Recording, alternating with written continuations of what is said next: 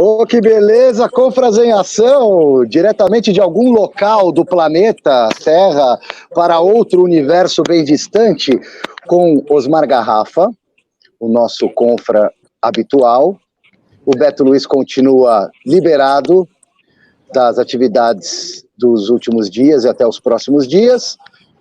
Chico Lang se perdeu na vida, né? Depois da conquista, Mauro Betti, do seu Palmeiras. Chico Lang se perdeu. Ele está fugindo hoje. Está entrando. Ele já está entrando? Ele queria muito ter ido para Diadema, ele estava sonhando, não rolou, Mauro Betti, nosso grande convidado, jornalista do mais alto gabarito, poeta. Eu falei gabarito? É gabarito. É o gabarito do gabarito. Eu misturei, é isso aí. E um palmeirense de sei lá quantos costados. Mauro Betti, como é que o senhor está? O Beto veio hoje, cara. Então temos mais um palmeirense aqui. O Beto Luiz, para você que não o conhece, é o nosso patrocinador, nosso investidor. Por acaso ele é meu primo, palmeirense doente. Já frequentamos arquibancada juntos com o meu avô, tio dele. Só que eu fui para o outro lado do muro. Boa noite, Mauro Betti. Pô, que honra estar com você, Silvestre, Garrafa, Beto. Prazerzaço estar com vocês. Puxa vida, o carinho que a gente tem, não como colegas, né, mas como amigos de ofício, de profissão, de paixão, como o Beto também, por estar aqui também, evidentemente, é um apaixonado. E um prazer mesmo, depois de uma grande final, um grande fim de semana aí com os finais dos estaduais, a bola volta a rolar na Copa do Brasil agora, vai ter Champions amanhã, a gente vai estar lá no SBT, na quarta-feira também na TNT, sábado já começa o Brasileirão, e é sempre um privilégio de ofício poder falar de futebol e de grandes jogos, aquelas coisas do Brasil, derruba técnico quando perde, derruba técnico até quando ganha, o Cudê não sai do galo para não reforçar o Flamengo. Não é fácil ser jornalista esportivo no Brasil, a gente bem sabe, amigos. Ô Mauro, já antes de eu dar uma boa noite aí pro Garrafa e pro Beto e eles entrarem na roda, eu já vou direto na ferida, cara. O Abel Ferreira merece um busto no Palmeiras, é o maior técnico da história do clube. Eu até estou assinando aqui na live Mauro Abeletti, né? Porque eu acho que ele merece essa homenagem hoje, mas aí como palmeirense, metido a pesquisador, né? 22 livros publicados, 4 documentários do Palmeiras, eu sou da tese. Aí uma tese, não é uma comprovação científica, e claro, como qualquer tese, super discutível. Aquela coisa até entre o melhor e o maior, né, Ale? Assim, um clube que teve Luxemburgo, que fez o que fez com o Palmeiras em 93 e 94, tirando um clube de 16 anos de fila em 18 meses, enfileirando 5 conquistas, né? Bi brasileiro, bi do Paulista e um Rio-São Paulo com o time em reserva contra o maior rival. Teve aquele time fabuloso no primeiro semestre de 96, aquele que fez 102 gols em 30 jogos, 27 vitórias, 2 empates e uma derrota no Paulistão. Aquele time que entabulou entre Paulistão e Copa do Brasil, 21 vitórias, 12 goleadas, 2 8-0 e um 6-0 na Vila contra o Santos, então vice-campeão brasileiro. E outros grandes trabalhos, 2008, 2020 e tal. Eu estava lá. Você estava? Eu, infelizmente, eu estava ainda na Gazeta, mas eu estava também no Sport TV, que a gente não tinha os direitos, eram da TVA. E eu, infelizmente, estava fazendo outro jogo, não 6-0. Mas tudo bem.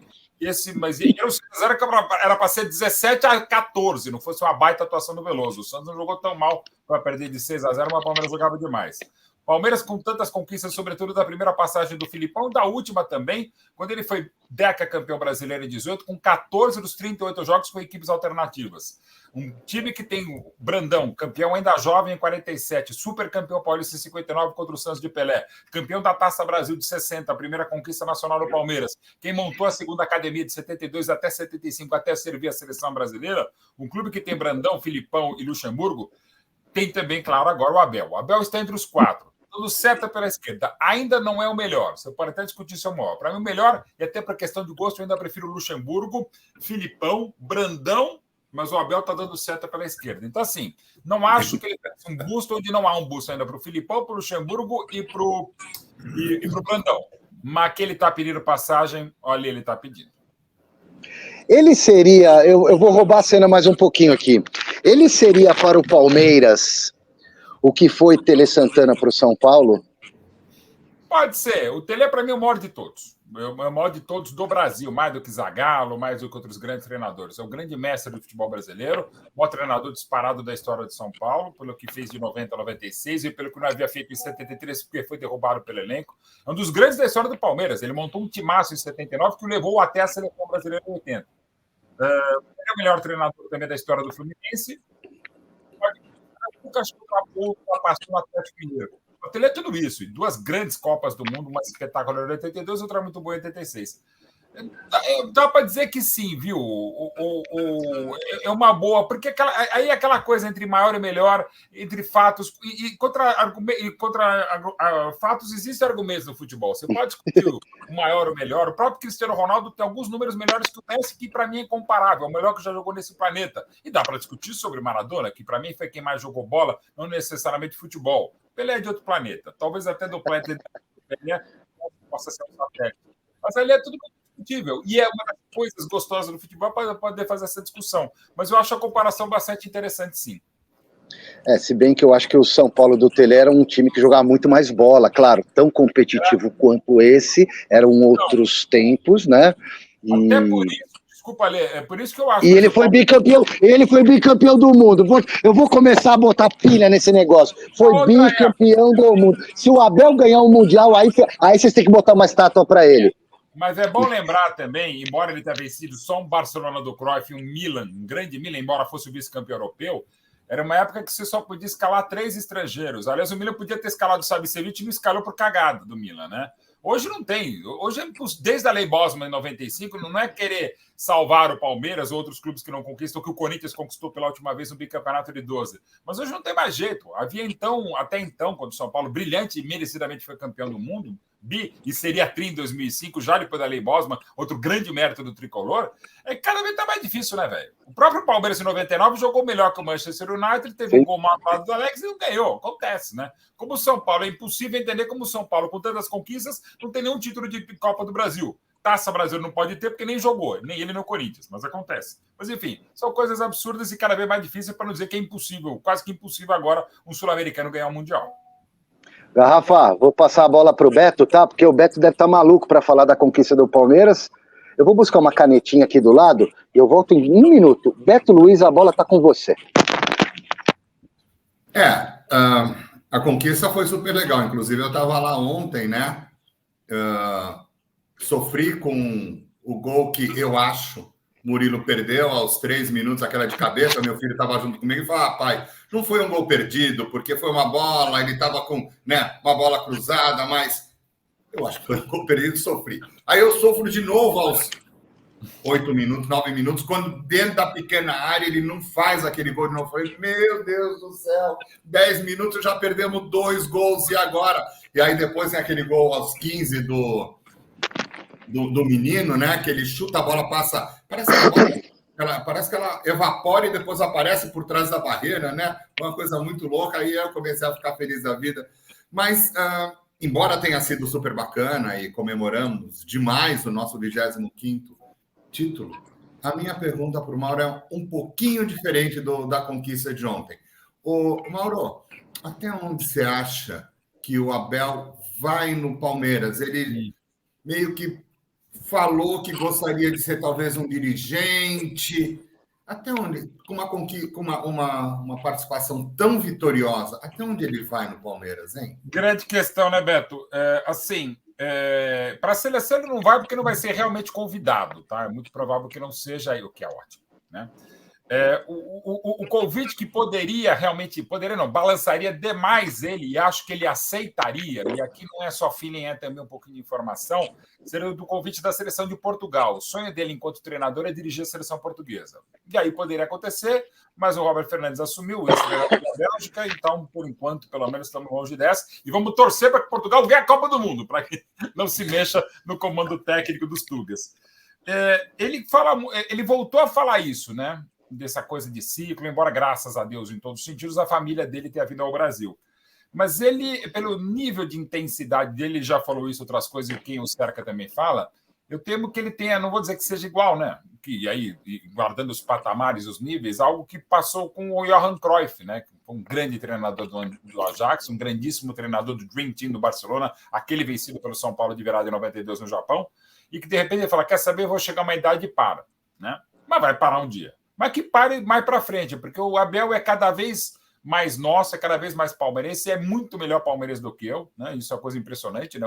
Ele nasceu palmeirense nas coisas positivas, nas negativas, na intensidade, na chatice, enfim. É um baita treinador, tem um elenco na mão, tem o clube na mão, um grupo na mão, e não é só a Leila, atual presidente. Quem vier vai ter que se acertar com o Abel. O Abel pode vir a ser, na minha opinião mesmo, o que para muita gente já é. Ontem mesmo na transmissão do HBO Max, a gente abriu a pergunta, claro que é logo depois do título, logo depois de um bicampeonato paulista e tal, e se o Abel, a pergunta é se o Abel era o melhor treinador, o maior treinador da história, chegou a dar 97% para sim, que ele é o maior, e 3% para não. Aí eu sei que é até difícil discutir, tinha acabado de ganhar e do jeito que ganhou, outro 4-0, 2 conquistas seguidas de Paulistão, já não é fácil. 2 com 4-0, mais difícil ainda. Então, assim, eu acho que pelo menos até o final do contrato dele em 2024, final de 2024, ele está lá. O que vai ser lá depois vai depender dele, porque pelo Palmeiras, Beto, é isso aí, vai ficar. Ô, Garrafa, para o mundo que eu quero descer. 2 palmeirenses doentes, os caras estão querendo aposentar o Abel, que tem 40 anos de idade, porra. Que cacete! Doente é quem não é palmeirense. Aqui é tudo são. Bom, boa noite a todos, né? É um prazer reencontrar o Mauro por aqui, o Beto. O Silvestre, na apresentação do Beto, eu não vou fazer uma correção, vou só acrescentar. Quando ele apresenta o Beto, né, fala que o Beto é palmeirense, que é primo, aquela história toda. Mas esqueceu de falar que o Beto é um profundo conhecedor de futebol. Só essa correção colocada. Gentileza, Garrafa. Outro detalhe importante nesses pouco mais de 10 minutos de live é que, apesar de estarem enlatando o futebol, porque ontem deve ter tido festa do campeão, a gente nem sabe onde foi a festa. Você não pode chegar mais perto de ninguém. Eu falei isso no Mesa Redonda. É lamentável. Hoje a imprensa fica na calçada. Não estou advogando em causa própria, não. Porque acho que ontem era dia de estarmos mostrando os campeões, mostrando o Abel. Frequentei vários títulos do São Paulo, com o Miller, com outros jogadores, em casas badaladas noturnas aqui da cidade de São Paulo, com a presença do seu Tele Santana. E ontem era um momento de festa. E aonde estavam os campeões? Aonde estavam os campeões? Então, eu lamento por esse futebol enlatado, mas não vão matá-lo. Porque quando o Beto abre o programa, e olha só porque eu vou falar isso, aí eu vejo o Beto, ontem aos 3 minutos, eu sofri com um gol, perdi aos 3 minutos do primeiro tempo. Um sofrimento. Mas que sofrimento, cara pálida, com 3 minutos. Palmeiras e Água Santa, o Allianz lotado. Sofrimento. É o sentimento do torcedor. Aos 8 minutos, ele aumenta o sofrimento, Beto.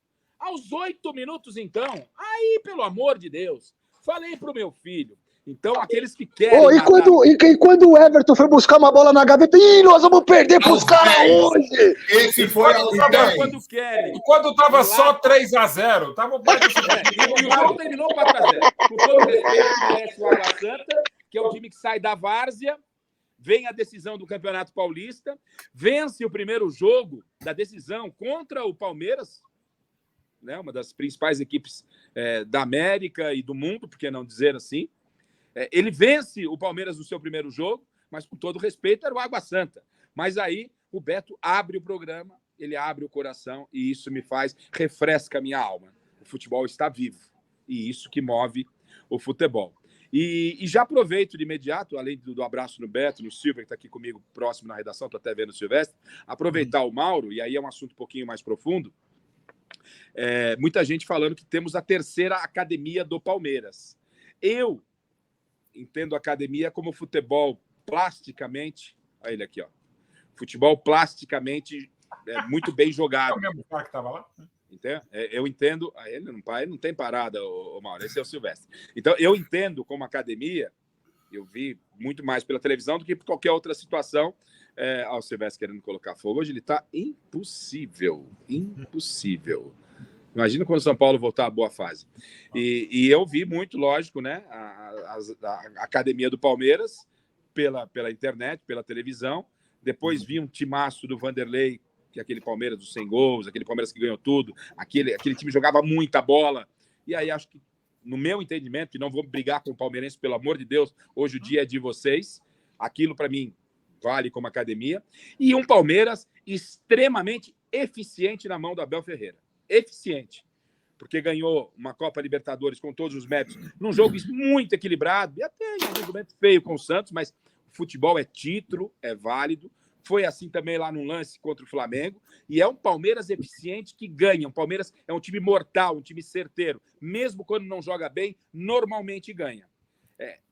Dá para dizer que é a terceira academia ou é mais ufanismo? E cada um, eu respeito a opinião de cada um. Qual que é a sua leitura sobre existe essa terceira academia, Mauro, ou não? Então, eu acho que cheguei a comentar um pouquinho antes e ter falado bastante a esse respeito. As nomenclaturas são bem interessantes, né?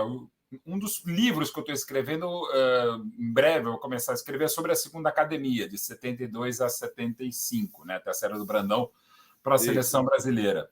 E assim, e perguntei aos os dois que melhor podem dizer, várias vezes sobre isso, aos que melhor podem falar, porque jogaram nas duas, o Dudu e Ademir da Guia, né? Cabeça e coração da primeira e da segunda academia, até uma rima que era uma seleção. E eles, inclusive, são unânimes em dizer que a segunda, até porque é mais longeva que a primeira, que foi de 65 do Firpo Nunes, a segunda é melhor que a primeira. Eu acho que se você chama agora esse time histórico, antológico, de grandes conquistas do Abel, desde a Libertadores de 2020 e o processo continua, por óbvio, agora, com mais essa conquista, se você chama essa de academia, eu acho que você tem que chamar a Via Láctea montada pela Parmalat de 93 a 94 como academia, essa que saiu da fila e ganhou 5 títulos, seria a terceira, vai. Ou, se quiser, bota também o time do primeiro semestre de 96, que foi fabuloso, né? Que foi um negócio absurdo. E aí os times do Filipão de 97 a 2000, não dá para discutir, ganharam muita coisa, Copa do Brasil, Mercosul, Libertadores, o Rio São Paulo jogando muita bola em 2000, quando já era um time esfacelado, a Parmalat já estava saindo, ok. E aí, claro, depois nem nada, nem perto da academia, e bem longe do Palmeiras. Eu poderia botar essa quinta academia, mas eu acho que você tem que resguardar. Até porque... Eu também acho. O Garrafa, Beto e Alê. Isso é uma coisa que é legal, que eu gosto de ressaltar da história do Palmeiras. Não foi o palmeirense que botou o título da academia, foi a imprensa que criou. Justamente a imprensa que não morre de amores pelo Palmeiras, né? Que criou tanto o primeiro epíteto de primeira academia quanto da segunda, né? E eu não acho legal, embora entenda uma campanha da Puma, chamou os próprios Ademir da Guia e Dudu para participarem, ok, até para o lançamento da camisa, comemorativa dos 50 anos do Bi Brasileiro 73, ok, dessa segunda academia. É até uma coisa meio mercadológica, que daí ficou, o próprio Ademir da Guia gravou o vídeo, ok. Mas eu acho que se essa é a academia, para mim foram melhores essa de 93 e 94, a de 96, e posso incluir, claro, aquela do Filipão de 97 e 2000. A tua colocação, para mim, é absolutamente pertinente. Garrafa, até porque você entende muito de futebol também, e acompanhamos também junto esse processo todo aí. Beto. Voltando um pouquinho na história do Abel, e a gente, claro, não quer mandar o Abel embora do Palmeiras, pelo contrário, a gente quer que ele permaneça por muito tempo. Mauro, o que você acha de daqui, até pela intensidade, como você bem colocou, para variar, o que você acha? Daqui, quando terminar o contrato do Abel, ele vira um dirigente do Palmeiras e promove gente da comissão técnica. Ele vira um dirigentão do Palmeiras, um manda-chuva lá do Palmeiras, notadamente na área de futebol. E gente da comissão técnica dele sendo promovida para técnico de campo. O que você acha dessa ideia? Excelente ideia, uma passagem natural que não é muito comum no futebol brasileiro, mas seria legal. Mal comparando, é que o São Paulo teve que fazer até pela esquemia que sofreu o Tele em janeiro de 96, né? Com o Muricy. Lembrando que o Muricy assumiu, depois acabou saindo, foi para a China e depois a história brilhante do São Paulo, né? Era mais ou menos essa coisa que se tentou fazer e não foi exatamente o que aconteceu, mas depois acabaria dando certo para a sorte, para a felicidade e pela competência do aqui a trabalho do Muricy Ramalho. Então, eu acho uma ótima. Né? Tem gente competente, gente capaz, e até ontem o adversário do Palmeiras é um cara que eu não vou dizer que precisa ser exatamente dessa comissão técnica, mas, por exemplo, o Thiago Carpini é um cara que eu, não como Palmeiras, mas eu acho que outros grandes clubes têm que ficar muito de olho. Eu acho que dessa semana ele já embarca para a Europa para tirar a licença da UEFA, tem apenas 38 anos, é a terceira vez seguida que ele chega numa fase decisiva e vai até a final com o Água Santa, que é um clube de 11 anos, 11, 12 anos, apenas 38 anos, né? e se mostrou extremamente respeitoso com o Palmeiras. Aliás, palavras religiosas, mesmo se fosse desrespeitoso, não tem problema, mas assim, foi muito bacana o que ele falou. Ontem foi engolido, que foi uma situação outra histórica do Palmeiras, diferenças, ok, mas foi uma grande atuação do Palmeiras. Então, assim, de repente, essa ideia, Beto, é muito legal mesmo. Se o Abel se encheu o saco, falou, Abel, fica, né? E, evidentemente, até pelo estilo de trabalho, pela intensidade do Abel, venha quem vier, se for gente da comissão técnica, por exemplo, aqui, uma suposição própria Carpini, sei lá, daqui a um tempo, eu acho que ele só vem acrescentar. Mas dentro do o Abel continuar fazendo o que ele já está fazendo, o que ele manda para cacete. Claro que há protocolos e hierarquias, o Palmeiras está muito bem com o Cícero, já desde 2015, está com o Anderson Barros no estilo dele também muito bem, tem esse profissional sensacional da base, que é o João Paulo Sampaio, está tudo muito bem estruturado, até nada que vem da diretoria política, por enquanto, abala o Palmeiras, né? Há méritos da Leila, como teve o Gagliotti, como teve fundamentalmente o Paulo Nobre, mas assim, ninguém está atrapalhando. Às vezes pode até fazer mais, acho que o Palmeiras precisa de reforços para tanta temporada e tal. O próprio Abel deixa claro, mas essa ideia, eventualmente, do Abel parar e assumir um cargo de direção do futebol, eu acho fantástico quando isso vier acontecer daqui a uns 30 anos. Eu juro por Deus que eu não tô. Obrigado. Pô, agora você resolveu. Você é brilhante, mano. Você é um monstro. É se ele falar, não, tô de saco cheio, mas fica aí, velho. Vocês são os puta de uns cínicos, velho. Vamos cagar, meu. Cínico é um grande palmeirense que pediu um certo anonimato, que me mandou mensagem ontem. Falou, Mauro, pô, feliz pra caramba, os 4-0, Palmeiras campeão, mas olha, eu vou dizer, essa coisa que o seu melhor é o Filipão, o seu Luxemburgo, o seu Brandão, o seu Abel, pra mim não tem dúvida. O treinador português que mais me fez feliz na vida é o Vitor Pereira. Ai, meu Deus do céu. O Mauro tá impossível hoje, hein? Como sempre. Ô, Garrafa, os caras querem colocar o Abel de dirigente, velho. O Abel tá começando a carreira ganhando. Quando ele se aposentar daqui aos 40 anos, ele assume como dirigente. Tudo bem, eu entendi a sacada. Aliás, eu já ouvi de gente da comissão técnica do Abel, gente da comissão fixa do Palmeiras, tá? O Abel é muito bom, mas melhor que ele na questão tática, técnica, estratégia, é o João Martins. O Abel é um monstro sagrado. Eu sou abelista, viu, Mauro? Eu sou São Paulino doente, mas eu tô apaixonado por esse português, até pelas malcriações dele na coletiva, porque me anima um pouco também a participar de embates diferentes daqueles que estão rolando nos últimos tempos no futebol, nesse trato imprensa, jogador, técnico, tá tudo um saco. E ele, pelo menos, ele tem a personalidade dele, fala o que pensa, erra, acerta, mas ele põe tempero na parada. Mas que o Abel, ele tem mesmo é o domínio emocional dos jogadores. É impressionante como ele entra na mente dos caras. Verdade. E assim, e isso tem muitas vezes, né? A gente conhece o Beto, o Garrafa, você, Ale, quem está vendo a gente agradece aqui a presença. Eu falei alguns nomes aqui, por exemplo, pegar ainda no foco do Palmeiras, o Brandão, taticamente, longe de ser um grande estrategista, um grande treinador, mas ele tinha um conhecimento de pessoas, de sensibilidade como líder, que era absurdo. Muita gente não gostava dele, brigava, só perguntando se César Maluco, né? Que, aliás, é outra frase fantástica do Marcão, que ele fala que depois do Daverson, o César Maluco virou César Normal, né? Porque maluco é para deles. Assim, muita gente brigava com o Brandão, como, de outro modo, o próprio Tele Santana, né? O Brandão não era mesmo estrategista, mas um condutor de grupo excepcional. Estrategista mesmo é o Luxemburgo. Muito mais do que o Filipão, mas o Filipão tinha esse meio também. Tinha as suas qualidades táticas inegáveis, né? Só ver a carreira brilhante, vencedora do Filipão, mas não se compara, por exemplo, ao Luxemburgo. Mas ele tinha esse jeitão de conduzir, mesmo que na porrada, e o Luxemburgo era porrada mesmo, conduzir um elenco. Então, assim, hoje eu acho que, hoje e sempre, né? Não só no futebol, em outros campos de atividade humana, você precisa ter mais ou menos um gestor, sim, até porque cada vez mais tem egos, cada vez mais tem interferências, né? Pô, de repente é um TikTok da namorada do empresário do jogador que pode levar a crise desgraçada.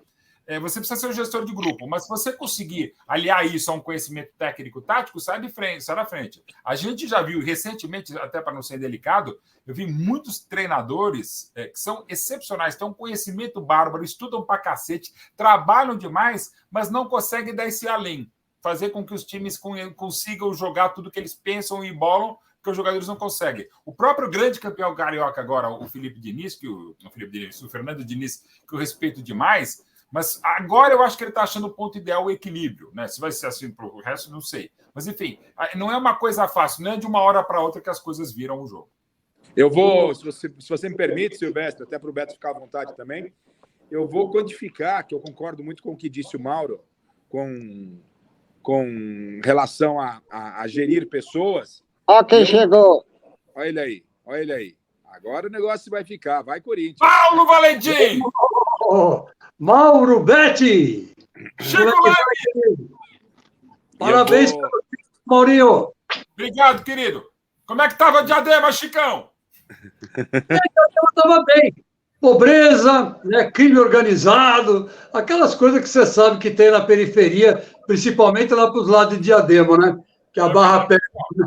E eu quero aproveitar que o Chicão chegou agora, uma coisa que eu falo sempre, e o Chico sabe, né? Eu só estou aqui batendo bola com todos vocês graças ao Chico Lang.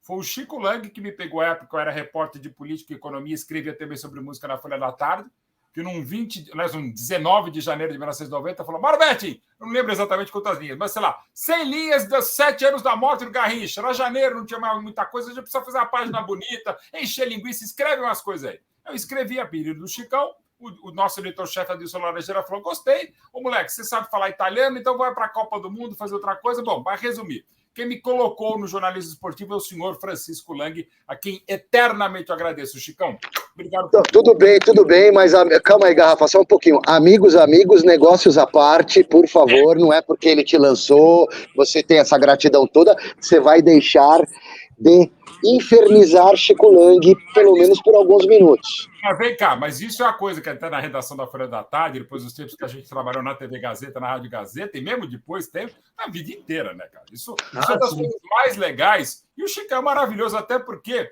aliás, eu acho que eu já contei algumas vezes, eu contei para o Chico, mas é bom reiterar. Eu já tinha saído da Gazeta, eu estava no Sport TV, eu ainda estava na Rádio Gazeta, mas tinha saído da TV Gazeta para ir para o Sport TV.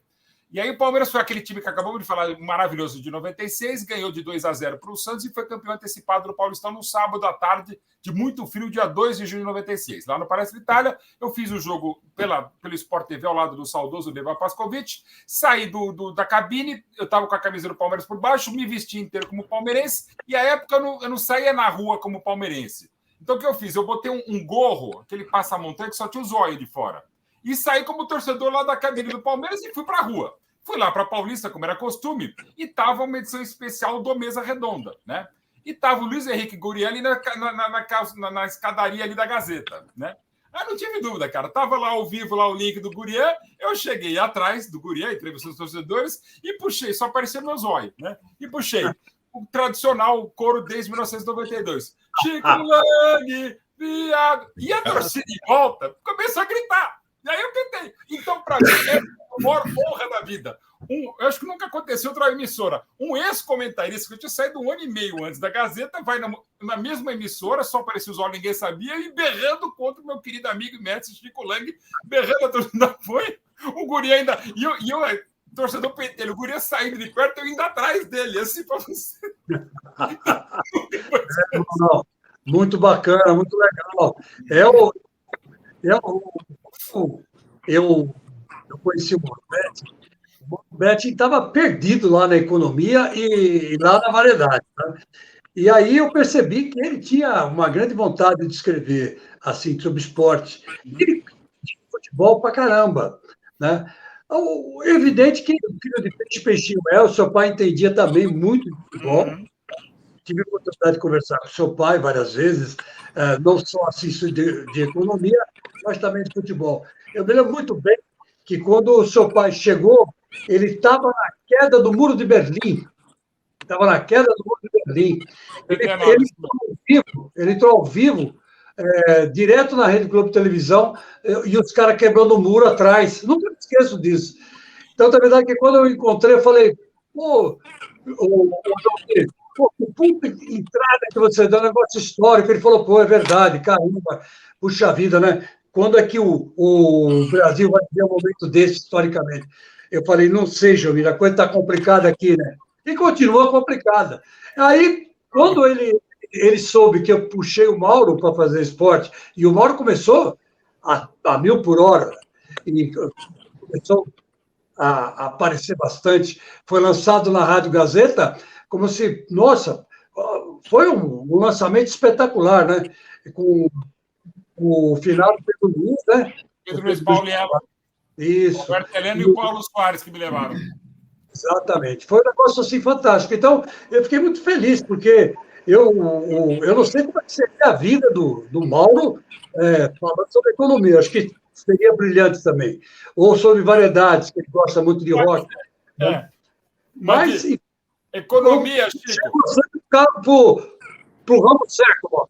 E, Chico, e você sabe, conheceu a dona Lucila, minha mãe também. A única pessoa que realmente entendia de economia lá em casa era minha mãe. Meu pai, aliás, o tema do primeiro livro dele, que está completando agora 50 anos, na prática, a teoria é outro. Meu pai era teoria, minha mãe é prática de economia, né? Então, assim, de economia nunca consegui fazer, mas, o que eu estou falando não é porque o Chico está aqui, porque eu falo em toda entrevista, em qualquer lugar que eu falo. Realmente, quem me lançou para o jornalismo, quem me descobriu para o jornalismo esportivo é o Chico Lang, a quem eu devo a minha vida e a minha carreira sempre. A gente vai continuar discutindo, brigando muito, que é Parmeira e Corinthians, e assim mesmo, com Montecos e Capuletos, mas a alegria, a honra e essa vida eterna eu tenho com o Chicão, não tenha dúvida. Deixa eu só concluir quando o Chico chegava, né, Chico? Porque o Mauro falava da importância do técnico como gestor, e eu concordo muito com ele, e para qualificar numericamente a importância, especificamente do Abel, o Abel ele é muito bom nisso, ele é muito bom. E um bom técnico tem que estar acima de 6,5 em termos de gestão, e o restante vai aí na parte tática. O Abel, ele fica nessa faixa de 6,5 como gestor, né? E os outros 3,5 da parte tática, que já tá de bom tamanho. Porque você e o Mauro deu alguns outros nomes. O Rogério é um profundo conhecedor de bola. Rogério Ceni, profundo conhecedor de bola. Ninguém se discute, ele é um apaixonado. Ele é um tarado, velho. O Rogério é o primeiro a chegar, o último a sair, sempre foi assim. O Rogério, quando o jogador dava as entrevistas dele, ele sabia a tabela do campeonato, sabia os jogos do adversário, sabia... É um estudioso. Mas o Rogério, até por ter este jeito, foi um cara meio difícil de relacionamento. Não, comigo, graças a Deus, tem até uma relação entre jornalista e profissional da bola. A minha relação com o Rogério é ótima. Mas há quem diga que é difícil conviver com o Rogério. O Rogério é um cara que exige o máximo de cada um e quer que os caras sejam igual a ele. Igual a ele não dá para ser, né? Então, o Rogério talvez tenha esse problema. Ele é um cara que pode estar aí com 6, 7... na parte tática, de conhecimento, mas na gestão ele tem 3, e esses 6, 7 já lhe deu, em início de carreira, alguns títulos, mas ele, como gerenciador de pessoas, precisa evoluir um pouco, né? Não como pessoa, mas como aspecto profissional, como qualificação profissional. E o Filipão, pô, muito mais gestor do que técnico, de parte tática. Então, também tem essa característica. Que uma coisa que o Filipão sabia era mexer com o seu grupo, proteger o seu grupo. O Vanderlei já era muito bom taticamente, mas o Vanderlei tinha vários problemas de relacionamento, principalmente com as estrelas. Então, isso aí é um detalhe curioso que o Mauro levantou, e eu quantifico, já que o assunto era o Abel, eu quantifico assim, 6,5 na gestão, que ele é bárbaro. Você, 3 anos de Palmeiras, é isso? Se não, um pouco mais, quase 3 anos, né? 3 anos de Palmeiras. Qual foi o problema do Abel? E quem o Abel entendeu que tinha que estar fora, já foi. E recuperar, né, como ele fez com o Menino ontem, um ótimo exemplo. Assim, e a informação que a gente tem, o Chicão acompanha muito mais do que a gente, o Ali, você garra um pouquinho mais também, como a gente praticamente começou junto na área. Hoje a gente cada vez tem menos acesso, tem menos informação, mas o que chega, o que passa é que realmente o que tem de treta, de atrito, rapidamente é resolvido. Isso ele tem essa qualidade de contornar bem o ambiente, né? E aí estava falando de outros portugueses, diferentemente do que fez o Vitor Pereira no Corinthians, embora no Flamengo o Vitor estava bem nesse aspecto, não estava tão mal. Quer dizer, muito pior está dentro de campo, né? Mas assim, outra dos tantos méritos do Abel é essa gestão de grupo, não tem dúvida. O maior problema, talvez, que aconteceu nesse elenco do Palmeiras foi a camisa 7 do Dudu com o Rony, e foi resolvido rapidamente. Botou 4 mais 3. O Ademir da Guia para ele e acabou. Passou Rony, você vai vestir do Ademir da Guia, né? Claro, nem o Ademir da Guia conseguiria substituir o Ademir da Guia no Palmeiras, né? Mas até isso deu de boa, né? Mas aí, meu amigo, eu creio o seguinte: o erro do Rogério Ceni não é ser mau gestor, é ter voltado para o São Paulo. Eu acho que ele não devia ter feito isso, ele devia ter pensado melhor, escolhido um outro clube, porque ele está muito identificado como ex-ídolo, né? E isso atrapalha o Rogério Ceni. Não vou dizer que não atrapalha, atrapalha, porque ele não tem aquela autonomia, né, que ele teria em outros clubes. Para dirigir o São Paulo, ele podia ter pego, sei lá, o Internacional, o Botafogo do Rio, né, ou mesmo uma grande equipe aqui de São Paulo, que não fosse o São Paulo. Podia ser qualquer um, o Santos, por exemplo, podia ser até o Corinthians, mas menos o São Paulo, porque ele está muito identificado. E esse negócio, por exemplo, o Abel não era palmeirense, o Abel, ele, sei lá, torcia para Portugal, né? E aí, quando ele chegou no Palmeiras, ele se identificou aos poucos, né? Ele era e não sabia, Chico. Mas é isso. Então, eu acho que esse ritual que o Abel passou para o Palmeiras é um ritual positivo, porque ele acabou se identificando com a torcida, se identificando com o clube, comandando a massa e comandando internamente também. A Lena deve chegar a puta da vida para ele e falar: você não sei o quê, você perdeu o Douglas Santana. Aí ele, calma, dona Lena, tem o segundo jogo, vamos fazer isso. Aí chega no jogador: vocês jogaram mal, puta vida. Pô, perder da Água Santa vai ser uma vergonha. Vamos para cima, vamos. Aí o Rony com o braço quebrado. Isso eu não gostei do Rony. O jogador machucado não entrar em campo. Tanto é verdade que eu até falei hoje no programa, no Gazeta Esportivo, que o Flaco entrou no lugar dele e fez um gol. Aí, não entrou no lugar dele, não. O Rony deu o gol pro Flaco. O Rony deu a bola pro Flaco fazer o gol. Jogador machucado não deve entrar em campo. Talvez tenha sido um erro dele. Ainda bem que não tem consequência maior. O Rony foi operado, está tudo certo, colocou tudo, o braço no lugar e ele já deu declaração na internet, a gente até colocou no ar, hoje, no Gazeta Esportivo, mas eu não escalo jogador machucado. Chico, o Beckenbauer jogou Copa do Mundo contra a Itália, semifinal, foi isso? Em 70? Com a clavícula quebrada. Foi. O próprio Ele jogou pra caramba, porque eu já vi o jogo inteiro. Não é que ele ficou fazendo número só. O próprio Marcos deu o pênalti do Marcelinho com o punho quebrado. Depois que o Palmeiras perdeu para o Boca a final da Libertadores, o Marcos operou. Claro, é cada um tem o seu limiar. Eu não vou falar, não, cara, você está quebrado, joga, não é isso. Mas se o cara falar, pode ir para o jogo e quer, ainda mais um cara como o Rony, não é dúvida, vai lá e vai para o jogo. Ô, Chico, você é raiz, Chico Lang. O Zé Maria jogou sangrando, velho. A preocupação do Chico é válida, mas eu acho que, sei lá, se o cara quer, vai para o jogo mesmo. Então, mas aí que tá. Ele poderia ter ido para o jogo com o Rony no banco, por exemplo, né? E colocaria o Rony no decorrer da partida. Sei lá, eles se entenderam com a tal do tal jeito, mas eu, particularmente, se fosse técnico, jamais escalaria o jogador machucado.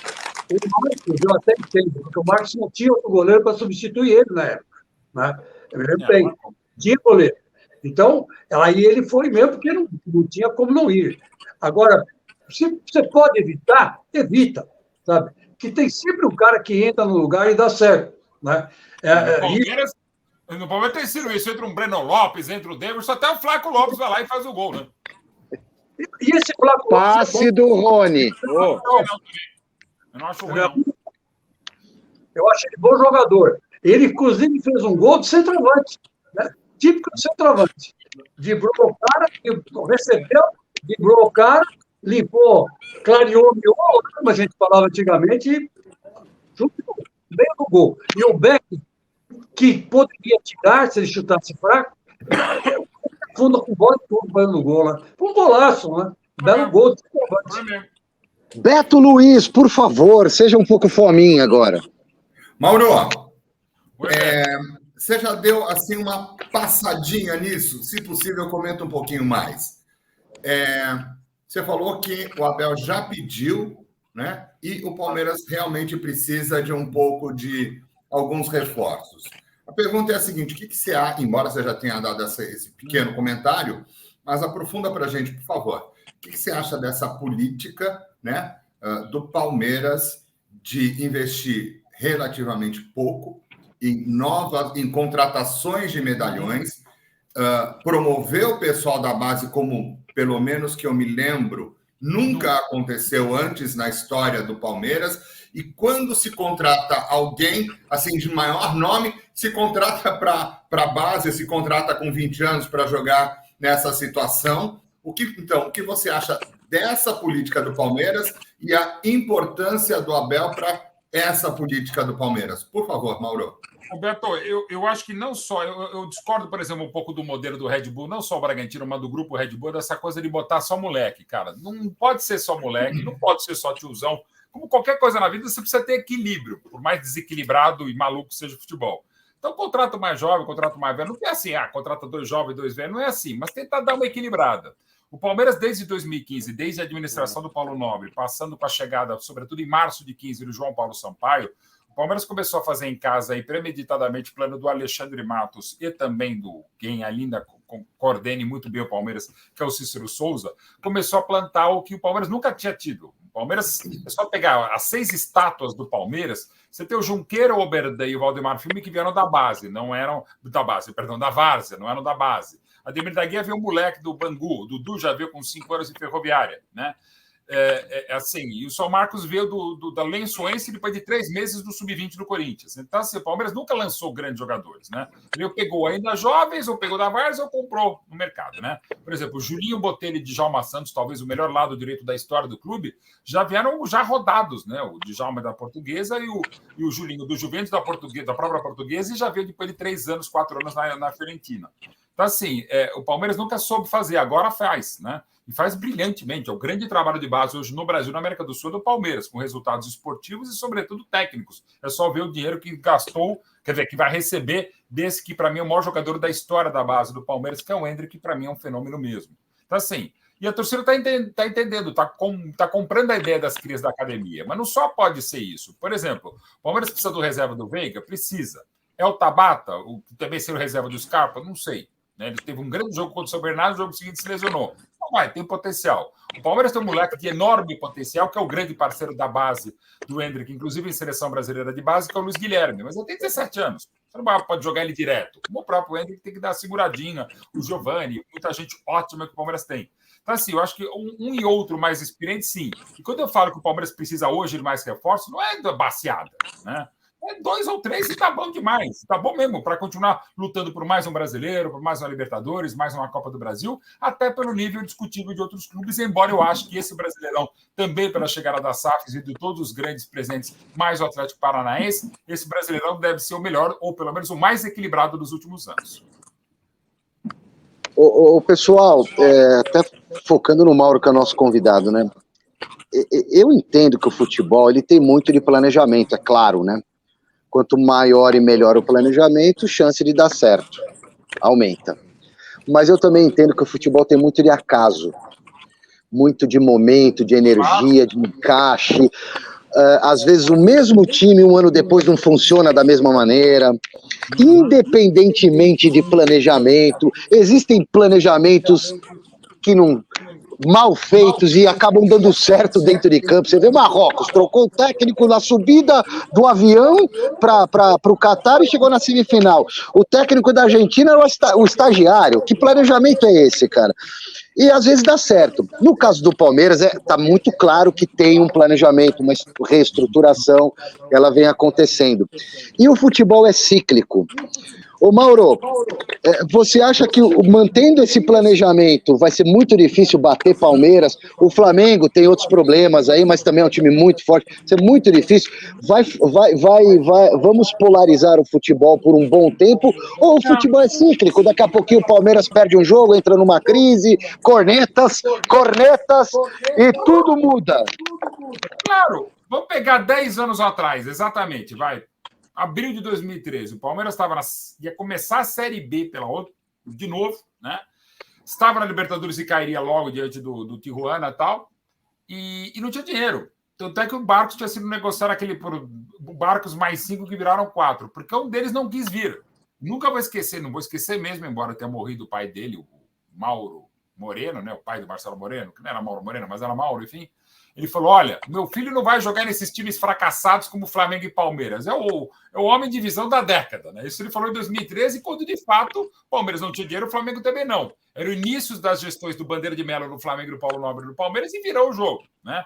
Ele não foi bem o pai do Marcelo Moreno, mas foi do nível do Carlos Miguel Aidar, quando no ano seguinte, quando comprou e tirou Allan Kardec do Palmeiras, ele naquela treta com o Paulo Nobre, falou, essa briga do Chilique, mais ou menos ele usou isso do presidente Paulo Nobre só mostra o processo de apequenamento da sociedade esportiva Palmeiras a cada ano. Parece que os malóquios dos palestrinos viraram o jogo, porque o São Paulo, não é que caiu o DP a cada ano, não é isso, mas não vive os momentos mais desafiadores da vida do tricolor e o Palmeiras vive um dos seus melhores momentos da história. Assim, pode mudar, e eu insisto, com a entrada das SAFs e não apenas com elas, você pode mudar o jogo. Botafogo, Vasco e Cruzeiro estavam por seus deméritos, e o Cruzeiro até por causa de polícia, uma situação deplorável. Hoje não estão uma maravilha, mas já tem dinheiro, já tem um movimento legal. Bahia com o Grupo City, outros clubes com as entradas da SAF, dependendo do investimento, cara, virou o jogo. Eu acho que até agora com a entrada de SAFs e eventualmente das ligas, se saírem, acho que sai, mas talvez não no modelo ideal, como sempre acontece no futebol brasileiro, o Chico sabe muito mais do que eu acho que a gente está num momento legal para eventualmente dar uma virada de jogo. Mas sim, equipes para chegar a nível de Flamengo e Palmeiras, mas não os destroçarem, no sentido de que o Corinthians cresce, o Palmeiras vai cair automaticamente, ou o Fluminense, que está muito bem, bicampeão carioca, está crescendo, se mantendo, significa a derrocada do Flamengo. Não acho que é isso. Mas eu acho que vai ter uma concorrência mais qualificada para todos eles, sobretudo para Palmeiras e Flamengo. E outro que está forte, que é o Galo. Assumidamente, o Galo tem uma questão, embora vai inaugurar um estádio belíssimo, Arena MRV, o Galo tem dívidas complicadas para serem pagas para ontem, né? Ô, Mauro, uma coisinha. Hoje saiu uma pesquisa, ou pelo menos uma informações sobre uma pesquisa, colocando o Palmeiras em terceiro lugar em torcida no Brasil. Não sei se são esses os números. O Flamengo está com 23%, o Corinthians está com 17%, 18%, e o Palmeiras vem atrás com 9%. E passou o São Paulo. O São Paulo está com 8%. Isso já é fruto da sequência de títulos que o Palmeiras vem ganhando na sua Paulo. Sim, das duas coisas, Chico. A gente já trabalhava, né? Você já há mais tempo e eu estava começando. Nos anos 90, exatamente o que o Ali falou do São Paulo bicampeão do mundo, campeão da América e tal. O São Paulo ultrapassou o Palmeiras até no momento que o Palmeiras estava nos 16 anos, até encerrar com elas há 30 anos na final do Paulista de 93. Aí entabulou aquela série de títulos que eu falei há pouco do Vanderlei Luxemburgo, com aquela Via Láctea montada pela Parmalat na época das vacas literalmente gordas da cogestão Parmalat Palmeiras. O São Paulo ultrapassou e, para mim, ainda tinha ultrapassado. Me parece normal, porque o São Paulo vive dias muito difíceis, né? De 2012 para cá ganhou só o Paulista de 21. É pouco para a história riquíssima de um tricampeão da América, tricampeão do mundo, o maior campeão internacional do Brasil, que é o São Paulo. E de 2015 para cá, o Palmeiras voltou a ganhar muito. Tem jogadores midiáticos, jogadores jovens que atraem um público jovem. Enfim, como o São Paulo também, de tudo. Era um time muito legal, era Tele Santana, era Raí. Em vários sentidos, o São Paulo atraía muita juventude. E o São Paulo sempre teve, em termos de futebol paulista, menos aversão ou aquele coeficiente que a gente vê em política, né, Chico? Como é que me fugiu agora a palavra? Quer dizer, o cara que você não vai votar nunca. Não é aversão, mas assim, rejeição, né? O São Paulo dos grandes paulistas é o que tem menos rejeição, então também por isso cresce a torcida.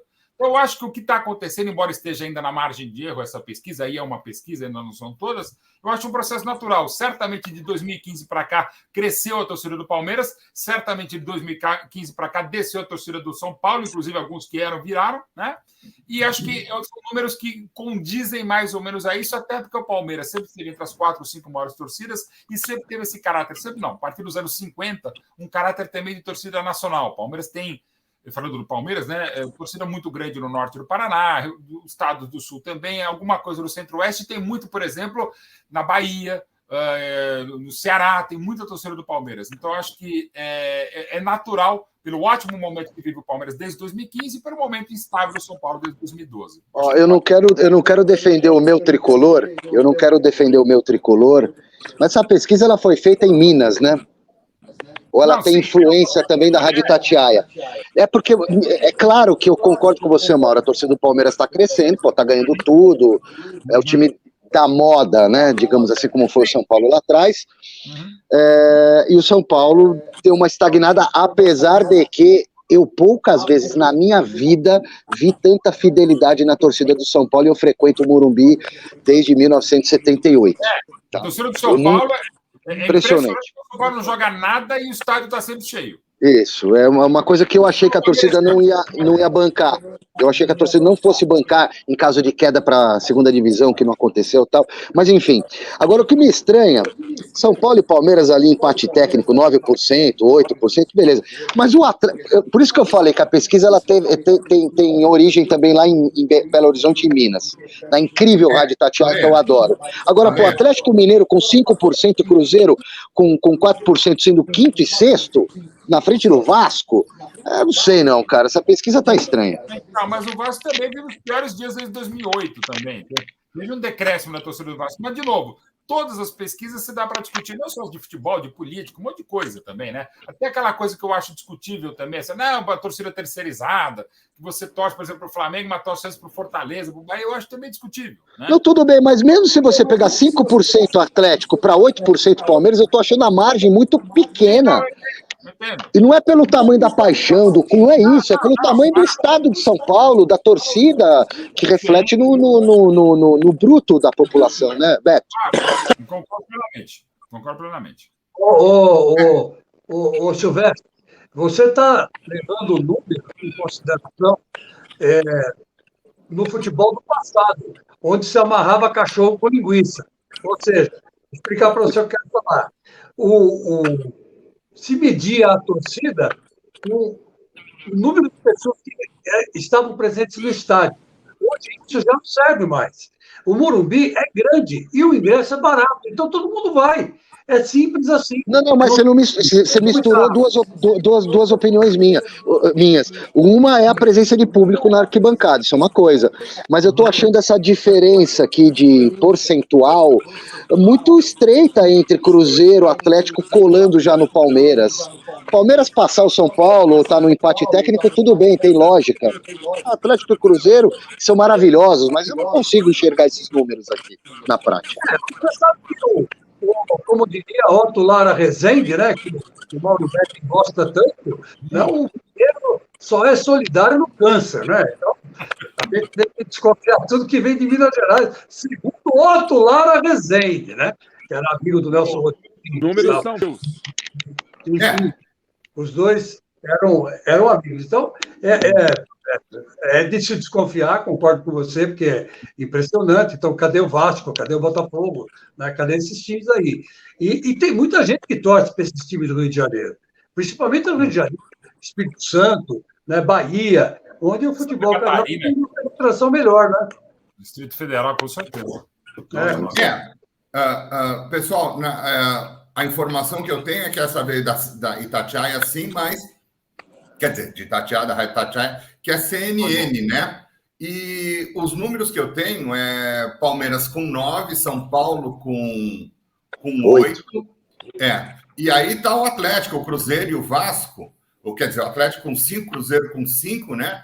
O Vasco com 4 e a porcentagem, a margem de erro aí é 1,4%.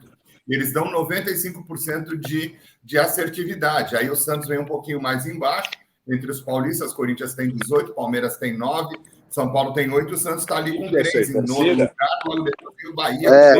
Mas, gente, a torcida do São Paulo e do Palmeiras é muito maior que do Atlético e do Cruzeiro. Eu tô achando essa margem muito curta. Mas, Ale, se você vê que o Palmeiras tem 9%, vamos supor que o número está certo, que o Palmeiras tem 9%, que o Atlético tem 5%, nós estamos dizendo que o Palmeiras tem 80% mais de torcida do que o Atlético. É quase que o dobro. É um número bastante grande. Vocês querem tirar o São Paulo do terceiro lugar, pô? A gente demorou tanto para chegar lá. Vamos te catar. Mas está na margem de erro, Ale. 1,4% é a margem de erro. Eu só não saio da live em respeito ao Beto e em respeito ao Chico. O Silvestre, que esse São Paulo dele que não ganha nada, ele quer criar polêmica porque tem maior torcida, velho. Eu vou de bola rolar, porque a nossa torcida é a segunda. Se tivesse não tem o que discutir. É o que sobrou, falar da torcida do São Paulo, que é maravilhosa, é a única coisa que presta. Uma falta de educação com o nosso convidado Mauro Betti discutir 9 torcida, 8. Tá de brincadeira. Pelo amor de Deus. Não, Então, é discutir então também. tá bom. Garrafa, Coloco meu olha, rabinho entre as pernas aqui, vou ficar quietinho até o final.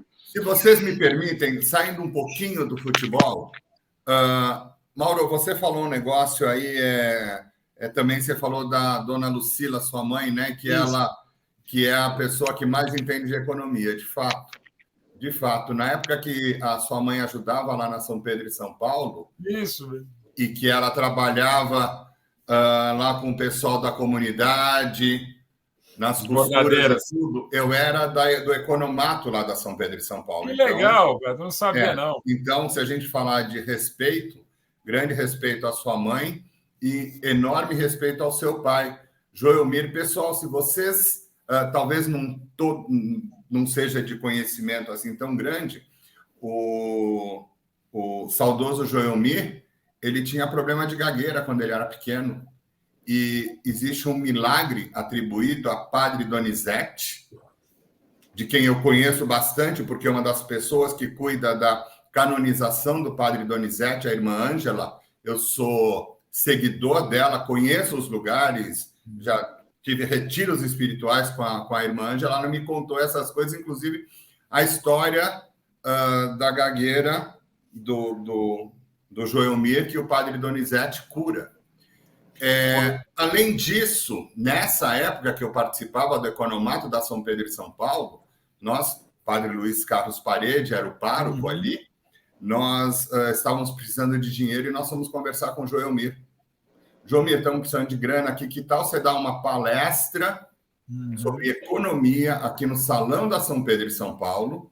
Nós vendemos o ingresso, o Joelmir não cobrou absolutamente nada, e nós conseguimos arrecadar fundos lá. Que legal. Não sabia dessa. O que eu sabia, Beto, e é uma história muito... Claro, como várias benemerências, eu não gosto de falar muito, mas assim, o trabalho que a minha mãe fez com as outras pessoas da comunidade foi um negócio maravilhoso, porque elas ajudaram muito a comunidade que a São Pedro de São Paulo ajudava, ensinando esse ofício de bordado, de costura, né?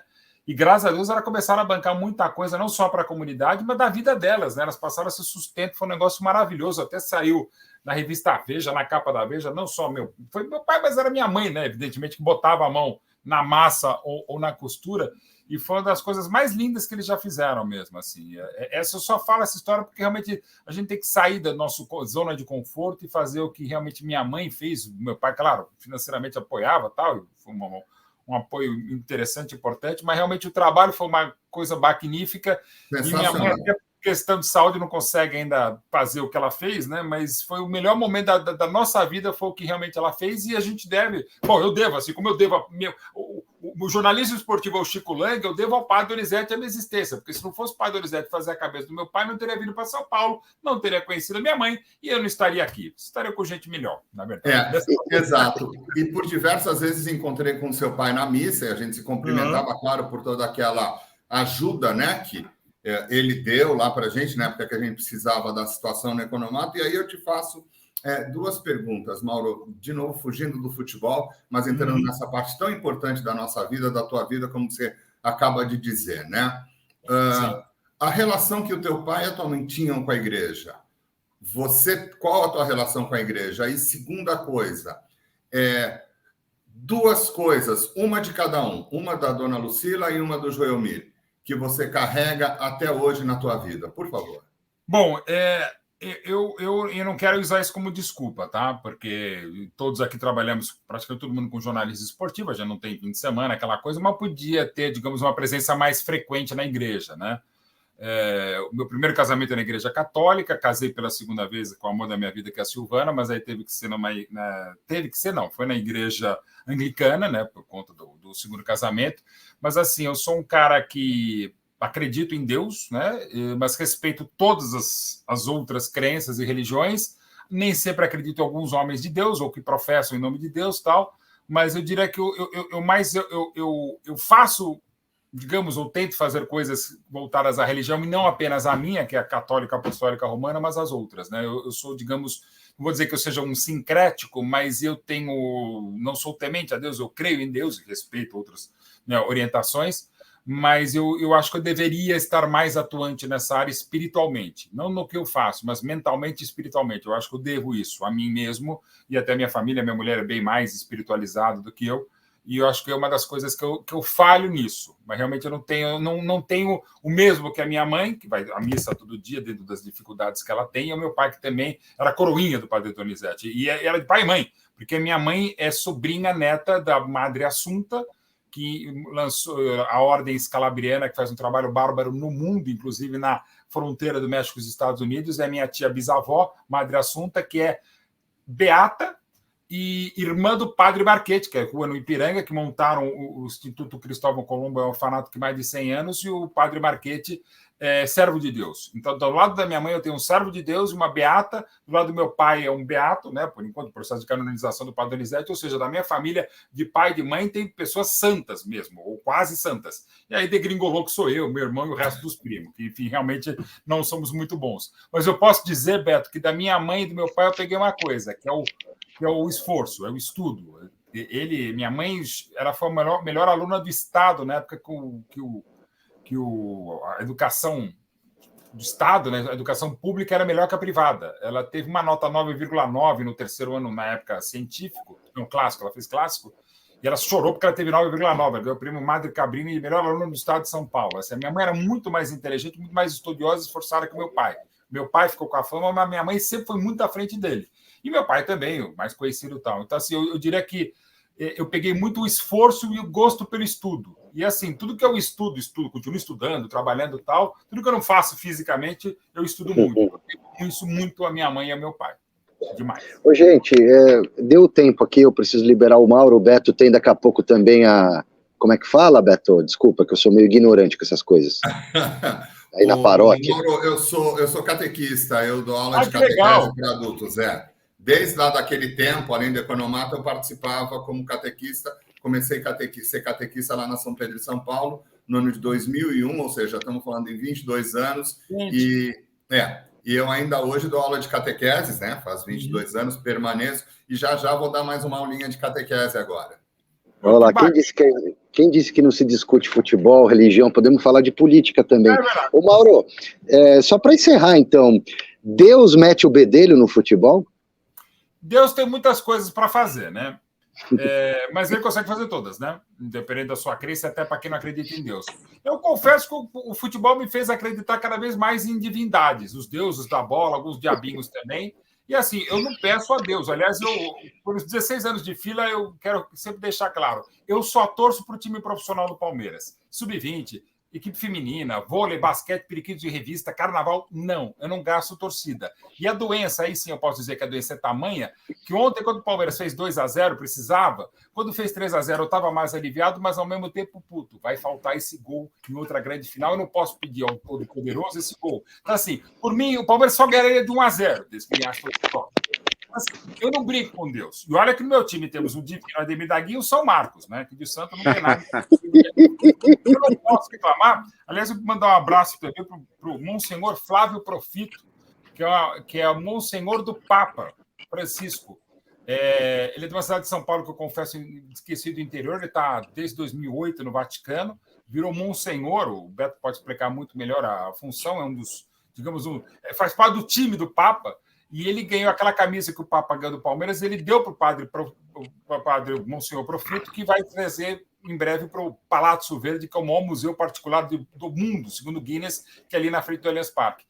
E ele está sempre com a gente, está sempre vendo, mandou mensagem aqui, e é um grande palestrino, e é um barato para a gente. Ele está ali do lado, ele trabalha diariamente com o Papa, mas ele não consegue, mesmo no Vaticano, assistir o jogo, mesmo que mais tarde, madrugada, e é um barato porque, assim, ele que é o Monsenhor, trabalha diretamente com o Papa Francisco, às vezes aqui no WhatsApp, comete alguns pecados, não em nome de Deus, mas em nome do futebol. Aí pode, né? O Papa faz isso.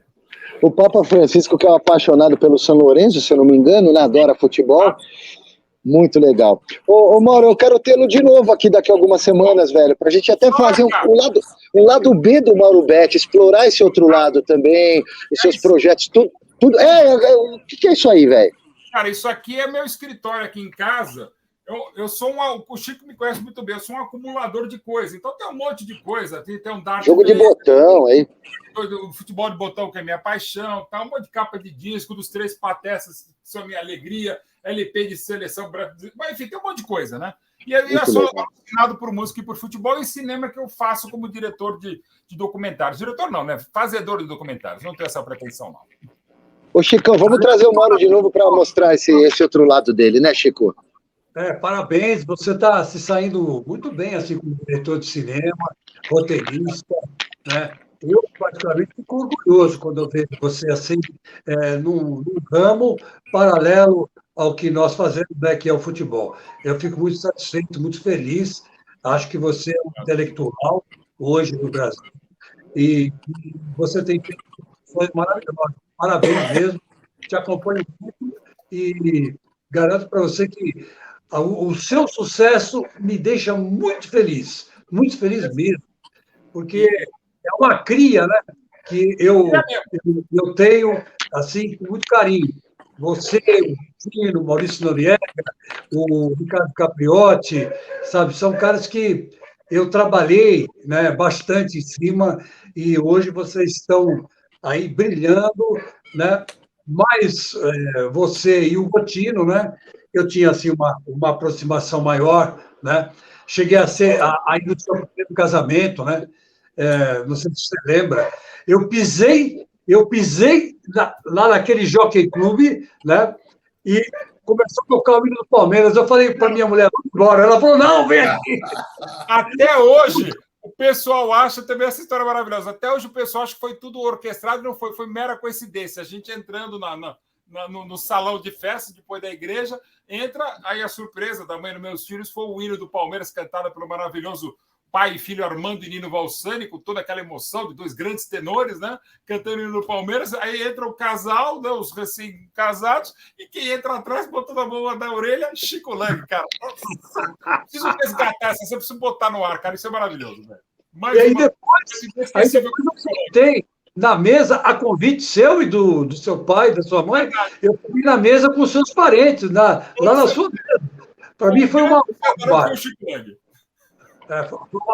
Foi uma honra mesmo. Tchau, Mauro. Tchau, Beto. Tchau, Garrafa. Tchau, Chicão. Tchau, pessoal. Obrigado. Obrigado, viu? A todos. Prazer estar com vocês. Valeu, Foi muito legal. Obrigado.